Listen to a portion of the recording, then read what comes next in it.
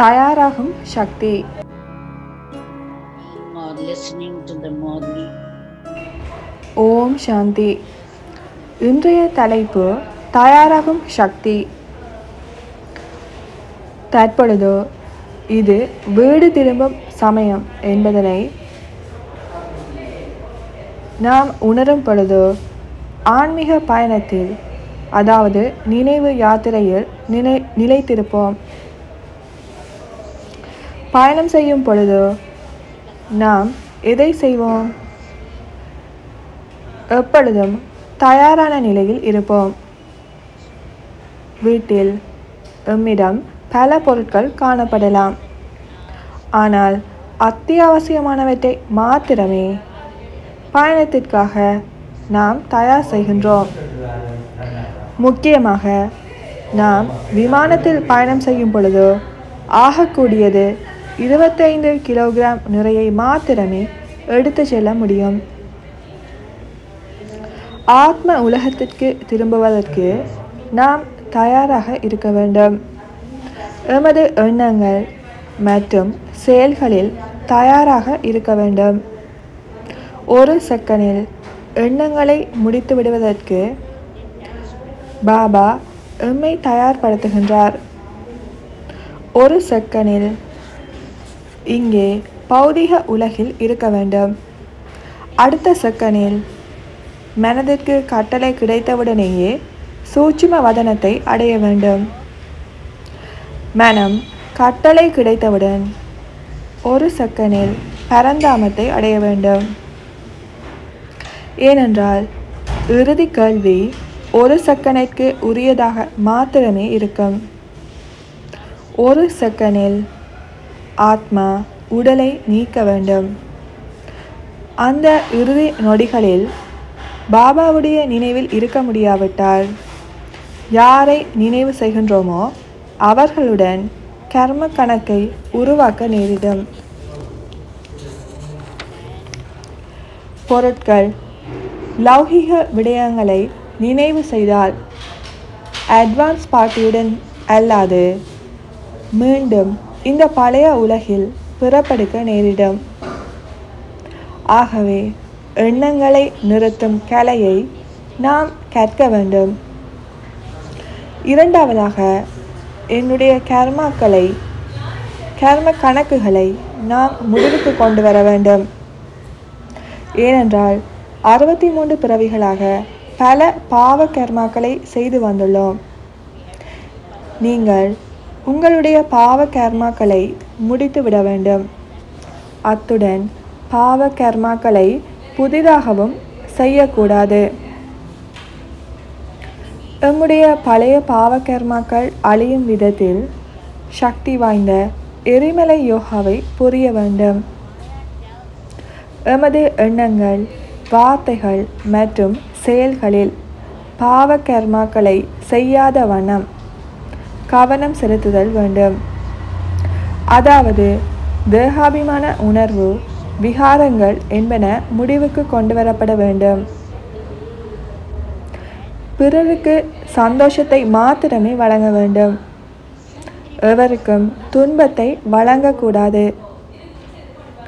பிராமண வாழ்வில் எமக்கு கிடைத்த ஞானத்தை நாம் நடைமுறை வாழ்வில் பயிற்சி செய்ய வேண்டும். அதற்கு எம்மிடம் யோக சக்தி காணப்பட வேண்டும். எந்த அளவிற்கு யோக சக்தி அதிகமாக காணப்படுகின்றதோ அந்த அளவிற்கு எமது மனதின் மீது மற்றும் புலன் அங்கங்களின் மீதும் கட்டுப்படுத்தும் சக்தி காணப்படும்.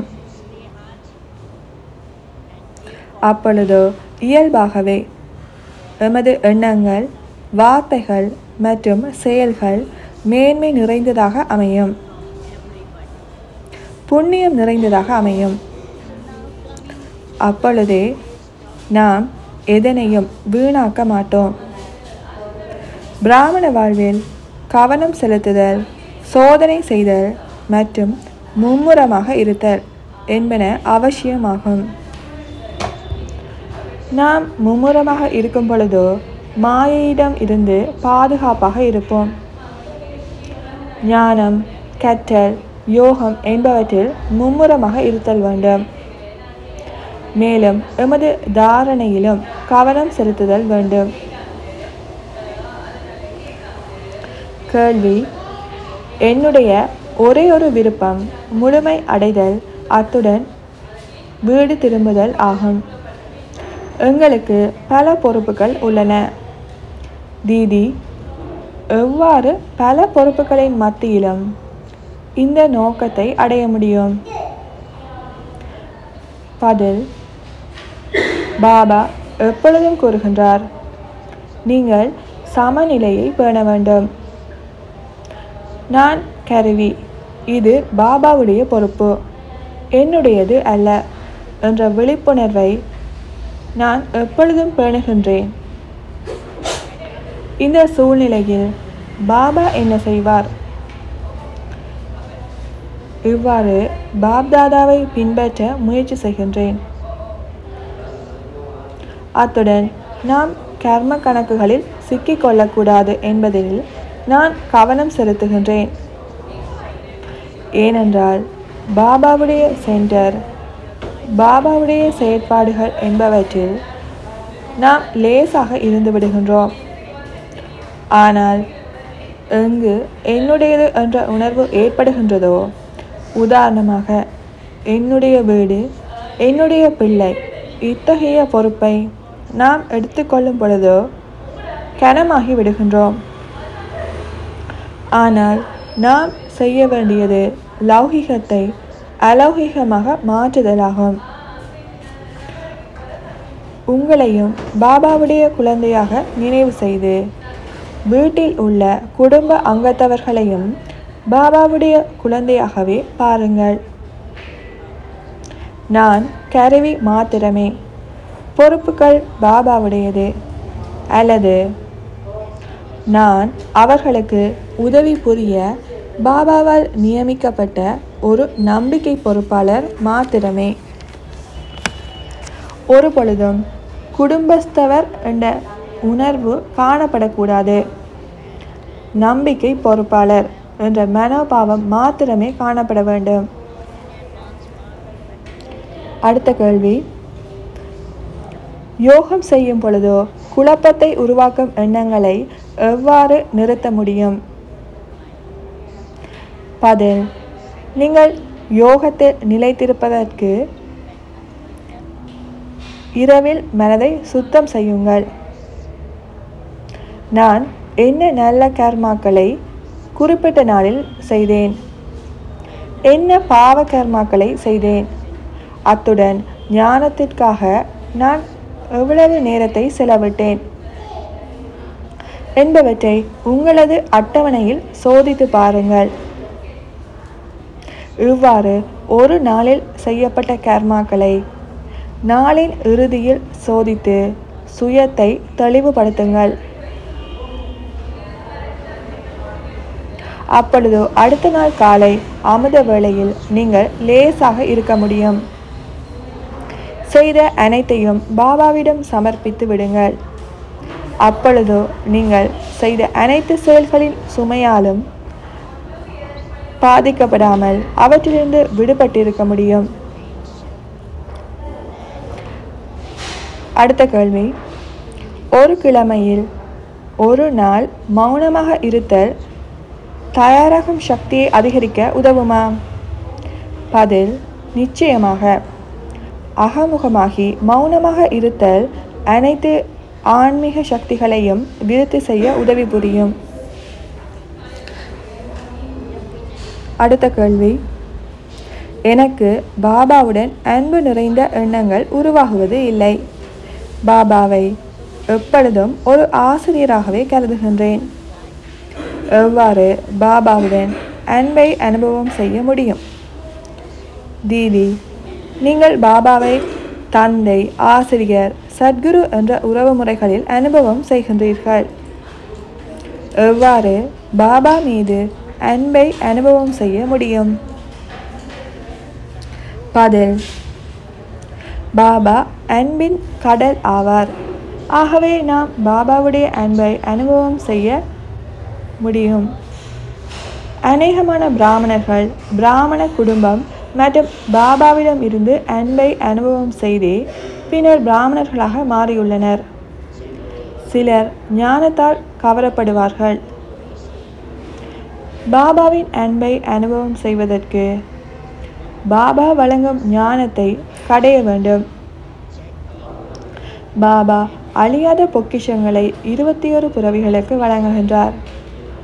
அந்த பொக்கிஷங்கள் நாள் பூராகவும் எமக்காக திறந்தே உள்ளன. பாபா எந்த விதமான எல்லைகளையும் போடுவது இல்லை. உங்களுக்கு பொக்கிஷங்கள் தேவைப்பட்டால் சூட்சும வதனத்திற்கு வாருங்கள், பொக்கிஷங்களை பெற்றுக்கொள்ளுங்கள் என்றே பாபா கூறுகின்றார். ஒரு குழந்தைக்கு பிஸ்கட், பெப்பமின் அல்லது சாக்லேட்டை ஒவ்வொரு நாளும் ஒரு அயலவர் வழங்கினால் அந்த குழந்தை அந்த நபருக்காக ஒவ்வொரு நாளும் காத்திருக்கும். அதே போல பாபா எமக்கு சொர்க்கத்தை கையில் கொண்டு வருகின்றார். அப்படிப்பட்ட பாபாவை யார்தான் விரும்ப மாட்டார்கள்? மேலும் பாபாவுடன் வேறுபட்ட உறவு முறைகளில் பரிசோதனைகளை நாம் செய்ய வேண்டும். உதாரணமாக, பாபாவை தாயாக அனுபவம் செய்தல். ஆஸ்திரேலியாவைச் சேர்ந்த ஒரு சகோதரி தனது லௌகிக தாயாருடன் நல்ல உறவு முறையை, தாயின் அன்பை அனுபவம் செய்யவில்லை. ஆகவே அவர் சில நாட்களுக்கு பாபாவை தனது தாயாக அனுபவம் செய்து பார்த்தார். இதன் காரணமாக தாயின் அன்பை அவரால் அனுபவம் செய்யக்கூடியதாக இருந்தது. தனது லௌகிக தாயின் மீதும் பழைய கசப்பான உணர்வுகள் நீங்கி அவரிடம் முன்பு எப்பொழுதுமே இல்லாத விதத்தில் அன்புடன் பழகுவதற்கு இப்பொழுது ஆரம்பித்துள்ளார். அவ்வாறே நீங்களும் பாபாவை ஒவ்வொரு உறவு முறையின் மூலமாகவும் பரீட்சித்து பாருங்கள். அப்பொழுது உங்களுக்கு பாபாவிடம் அன்பு அனுபவமாகும்.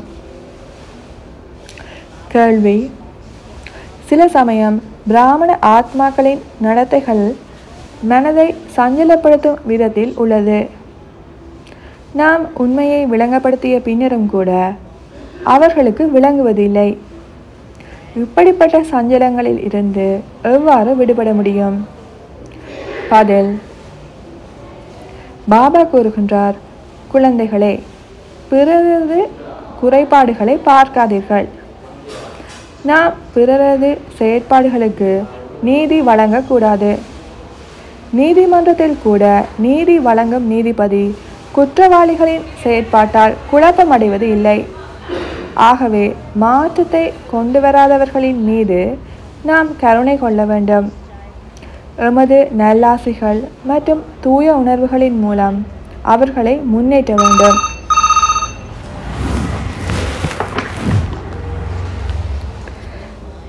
நான் குழப்பமடைந்தால் எனது சந்தோஷமே இழக்கப்பட்டுவிடும். பிறரது தவறுக்காக எனது சந்தோஷத்தை ஏன் நான் இழக்க வேண்டும்? தாதி கூறுவதுண்டு, உங்களது உடல்நிலை சுகயீனம் உற்றால் பிறர் உங்களை பார்க்க வருவார்கள். ஆனால் உங்களது மனம் சீராக இல்லையாயின் அனைவரும் உங்களிடம் இருந்து தூர விலகி விடுவார்கள். உங்களின் குழந்தைகள் கூட கூறுவார்கள், அம்மாவின் மனநிலை சரியில்லை, நாம் எமது அறையினுள் சென்று விளையாடுவோம். அனைவருமே உங்களை விட்டு ஓடிவிடுவார்கள். ஏனென்றால் உங்களது மனோநிலை நன்றாக இல்லை. ஆகவே எவரும் எந்த சூழ்நிலையும் உங்களது சந்தோஷத்தை கெடுப்பதற்கு அனுமதி வழங்க வேண்டாம். ஓம் சாந்தி. ஆன்மீக அனுபவங்களை மும்மொழிகளிலும் பெற்றுக்கொள்ள எமது யூடியூப் சேனல்களுடன் தொடர்ந்தும் இணைந்திருங்கள்.